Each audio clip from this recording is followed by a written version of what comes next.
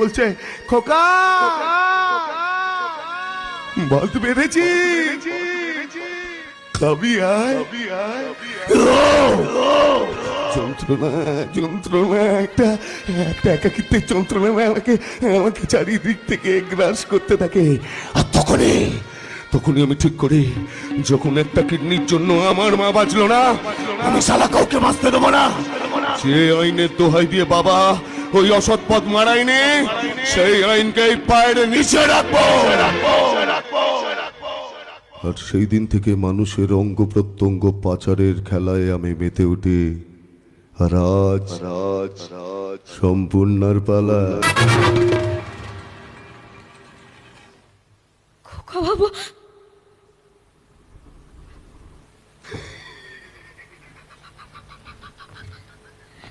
তুমি কতক্ষণ?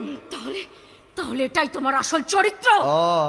সব শুনে নিয়েছে, সব যখন শুনে নিয়েছে আর নাটক করে লাভ নেই। তোমার কিডনিটা না আমার খুব প্রয়োজন। না না না, প্লিজ প্লিজ প্লিজ প্লিজ আমার সাথে এরকম এই করো না। নীলপুর সহ আশেপাশের গ্রাম থেকে এর আগে বহু মানুষের যা করেছি, বেশি ছটপট করো না, আখেরে কষ্ট তোমারই হবে। তুমি কিন্তু আগুন নিয়ে খেলছো খোকা, আর যে আগুন নিয়ে তুমি খেলছো তাতে কিন্তু হাতটা তোমারই পড়বে। সে তুমি যা ইচ্ছে বেরো, ইঞ্জেকশনটা বের বেরো, ধর পালিয়ে যাবে, আমার হাত থেকে পালিয়ে যাবে। আজ পর্যন্ত আমার হাত থেকে কেউ পালাতে পারেনি, তুমি তো কোন ছাড়। না না না না, প্লিজ প্লিজ প্লিজ আমাকে ছেড়ে দাও, আমি কিন্তু চিৎকার করবো, আমি কিন্তু লোকজনকে ডাকবো। Injection ready. আরে দাঁড়া দাঁড়া দাঁড়া, ইঞ্জেকশন রেডি, ইঞ্জেকশন রেডি। শুনলি না কি বললো?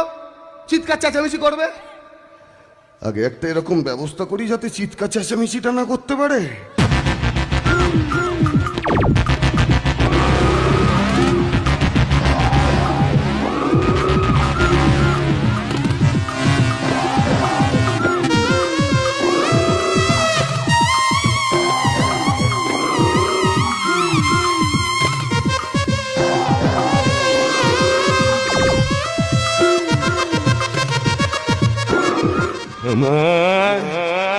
আমার দুটো রূপ আছে সম্পূর্ণ, একটা পরিচিত আর একটা অপরিচিত।